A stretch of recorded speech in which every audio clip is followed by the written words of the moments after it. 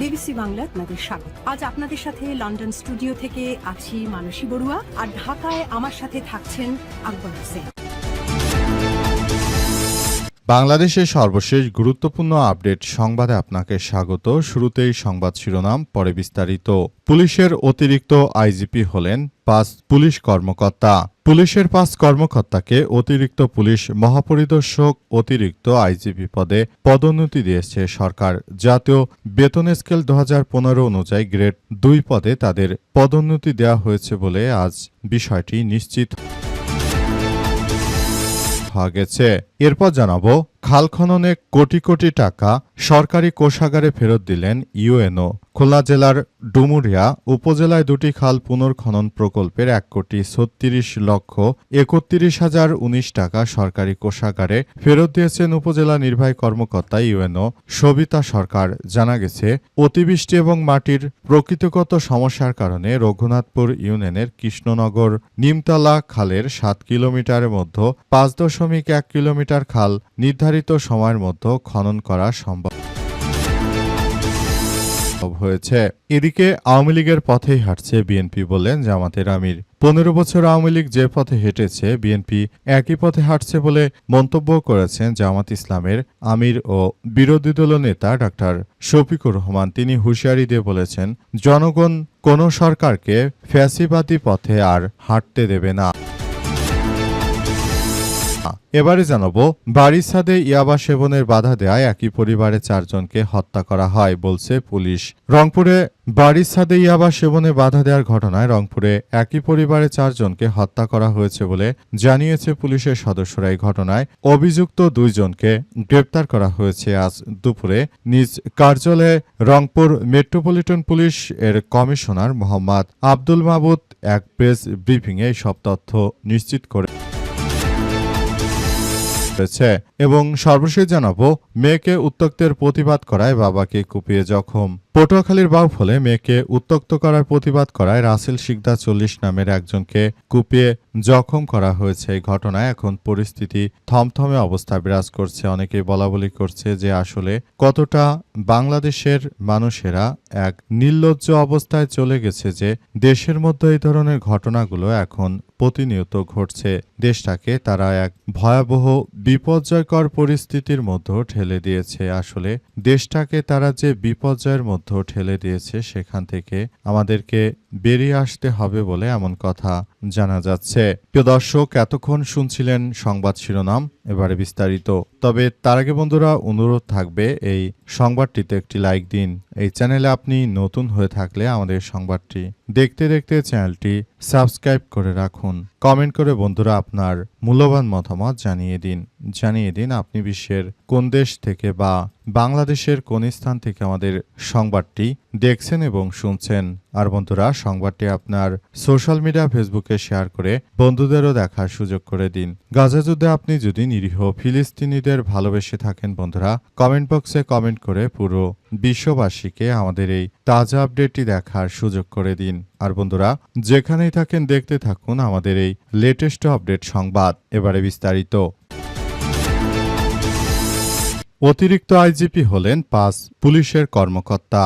পুলিশের 5 কর্মকর্তাকে অতিরিক্ত পুলিশের মহাপরিদর্শক বা আইজিপির পদে পদোন্নতি দিয়েছে সরকার। জাতীয় বেতন স্কেল 2015 অনুযায়ী গ্রেড 2 পদে তাদের এই পদোন্নতি দেওয়া হয়েছে। স্বরাষ্ট্র মন্ত্রণালয়ের পুলিশ এক শাখা থেকে সংক্রান্ত প্রজ্ঞাপন জারি করা হয়েছে। রাষ্ট্রপতির আদেশক্রমে প্রজ্ঞাপনে সই করেন উপসচিব তৌসিফ আহমেদ। পদোন্নতিপ্রাপ্ত কর্মকর্তারা হলেন কেন্দ্রীয় পুলিশ হাসপাতালের পরিচালক ডিআইজি মোহাম্মদ সাইদুর রহমান, ট্যুরিস্ট পুলিশের অতিরিক্ত আইজিপি চলতি দায়িত্ব মোহাম্মদ মাইনুল হাসান এবং গাজীপুর মেট্রোপলিটন পুলিশ বা জিএমপির কমিশনার ডিআইজি মোহাম্মদ ইসমাইল হাওলাদার। এছাড়াও পুলিশের বিশেষ শাখা এসপির ডিআইজি মোহাম্মদ ইকবাল হোসেন এবং পুলিশের সদর দপ্তরে ডিআইজি মোহাম্মদ কামরুল হাসান। প্রজ্ঞাপনে বলা হয়েছে, পদোন্নতিপ্রাপ্ত কর্মকর্তাদের যথাযথ কর্তৃপক্ষের মাধ্যমে স্বরাষ্ট্র মন্ত্রণালয়ের সিনিয়র সচিব বরাবর যোগদানপত্র দাখিল করতে হবে।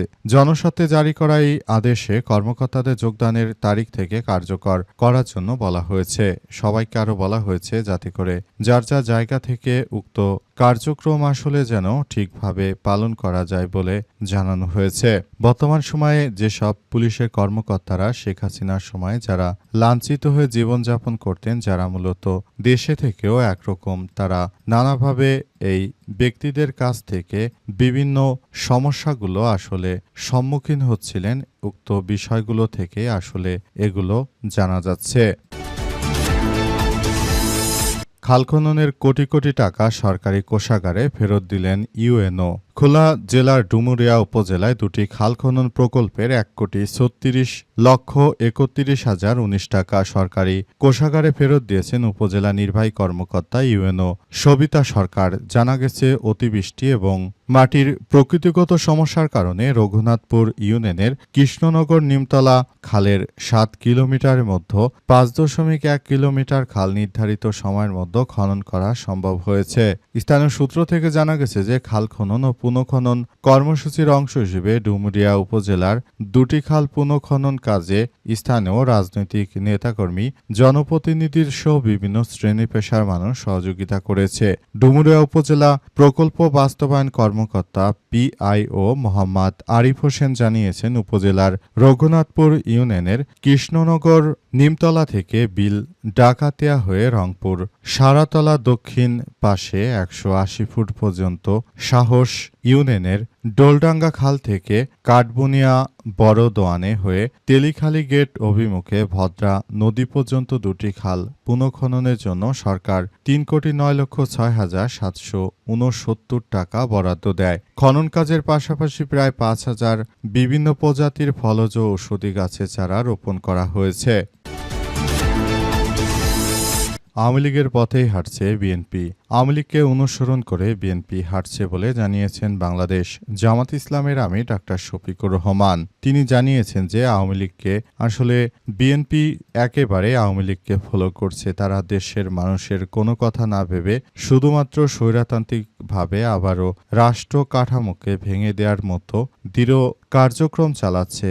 আসলে তারা মূলত এমন কিছু করতে চায় যাতে করে ভবিষ্যতে পুরো বাংলাদেশটাই একদম আওয়ামী স্টাইলে তারা আবারও ফ্যাসিবাদী কায়দায় শাসন করতে পারে। কারণ তিনি এমন কথা বলেছেন। তিনি আরও জানান, দেশটাকে আমরা একটি মগের মুল্লুকের হাতে তুলে দিয়েছি। কারণ এই মগের মুল্লুকেরা তারা পুরো রাষ্ট্র কাঠামোকে একদম ভেঙে দিয়েছে। জামাত আমির আরও জানিয়েছেন যে তারা ক্ষমতা আসার পর গ্যাস ও বিদ্যুৎ দিতে না পারায় দেশের তৈরি পোশাক শিল্প সহ সবকিছু আসলে একদম নস্যাৎ হয়ে যাচ্ছে। অবস্থা চলতে থাকলে ভবিষ্যতে বাংলাদেশ আরও এক ভয়াবহ বিপদের মধ্যে চলে যাবে। বাংলাদেশ আসলে এই মুহূর্তে এমনই এক বিপর্যয়কর কার্যক্রমের মুখোমুখি এসে দাঁড়িয়েছে। শুধুমাত্র সরকারের ব্যর্থতার কারণেই আজ দেশের এত ভয়াবহ বিপর্যয় আমরা লক্ষ্য করছি। সরকার ক্ষমতায় আসার পর থেকেই এটা নাই ওটা নাই, বাংলাদেশের মার্কেটগুলো পাশের রাষ্ট্রগুলো দখল করে নিয়ে যাচ্ছে। এভাবে যদি চলতে থাকে তাহলে এই বাংলাদেশ ভবিষ্যতে কোথায় গিয়ে দাঁড়াবে? দেশটা আসলে এই মুহূর্তে দেশের মধ্যে যে ধরনের বিপর্যয় বিএনপি শুরু করেছে সেটা আসলে কবে যে থামবে তারাই ভালো বলতে পারে। এই জায়গা থেকে আমাদের বেরিয়ে আসতে হবে বলে জানান বাংলাদেশ জামাত ইসলামের আমির। বাড়ির ছাদে ইয়াবা সেবনে বাধা দেয় একই পরিবারের ৪ জনকে হত্যা, জানিয়েছে পুলিশ। রংপুরে ফোর মার্ডারের ঘটনার রহস্য উন্মোচন করেছে পুলিশের সদস্যরা। জানা গেছে, রংপুরে একই পরিবারের ৪ জনকে হত্যা করা হয়েছে। যাকে হত্যা করা হয়েছে তিনি রংপুর জেলা স্কুলের একজন অবসরপ্রাপ্ত শিক্ষক। সেই বাড়িতে তিনি, তার স্ত্রী এবং তার মেয়ে ও ছেলেসহ ৪ জন বসবাস করতেন। তাদের এই দোতলা বাড়িটিতে পাশের বাসা থেকে ছাদের উপর দিয়ে ২ জন দুর্বৃত্ত এসে তাদের ছাদের উপরে ইয়াবা সেবন করছিল বলে জানা গেছে। এরপর ইয়াবা সেবন করার উক্ত ঘটনাটি তিনি যখন তার ছাদে গিয়ে দেখতে পান তখন তিনি তাদেরকে শাসিয়েছেন। তিনি তাদেরকে জানিয়েছেন যে আসলে যে ধরনের কার্যক্রম তোমরা করছো সেটা তো গ্রহণযোগ্য নয়। আসলে আমরা মনে করি যে এই ধরনের ভয়াবহ বিপর্যয়কর পরিস্থিতি বাংলাদেশটাকে একটি ভয়াবহ পর্যায়ে নিয়ে যাবে। এরপরই উক্ত দুর্বৃত্তরা ওই অবসরপ্রাপ্ত শিক্ষককে ছাদেই গলায় গামছা দিয়ে ফাঁস দিয়ে হত্যা করে ফেলে। এরপর তার শব্দ শুনে তার স্ত্রী সেখানে আসার পর তাকে হত্যা করা হয়। এরপর ধাপে ধাপে তার মেয়েকে এবং তার 12 বছরের ছেলেকেও হত্যা করা হয়েছে। এই ঘটনা ঘটার মধ্য দিয়ে মূলত সারা বাংলাদেশের পরিস্থিতি খুবই ভয়াবহ এক বিপজ্জনক পরিস্থিতির মধ্যে চলে যাচ্ছে। আসলে দেশটা যাচ্ছে কোথায়? কারণ সারা দেশেই এমন ঘটনা ঘটছে, দেশের অভ্যন্তরে এই ভয়াবহ বিপর্যয়কর পরিস্থিতি ঘটছে যে সারা দেশই এক